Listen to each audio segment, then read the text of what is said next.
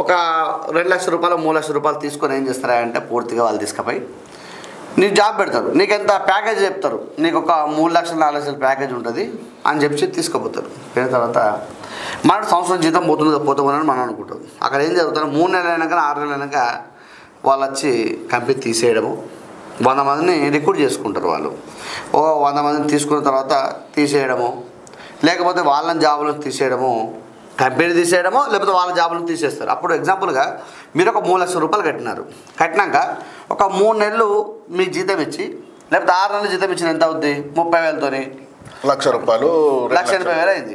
2 లక్షల రూపాయలు అయింది. మీరు కట్టినంత 3 లక్షలు, ₹1,00,000 మిగిలినట్టేనా? అట్లా ఒక 100 మంది దగ్గర అయినా కూడా ₹1,00,00,000 అయితే లాభమే కదా. 6 నెలల తర్వాత మళ్ళీ ఇంకో దగ్గర దుకాణం తెరుస్తారు వాళ్ళు. ఇట్లా ఇవన్నీ కూడా నడుస్తూ ఉన్నాయి. కాబట్టి దయచేసి ఈ బ్యాక్ డోర్ అనో లేకపోతే ఇంకోటనో మీరు దయచేసి ఆ జాబ్ పెడతామని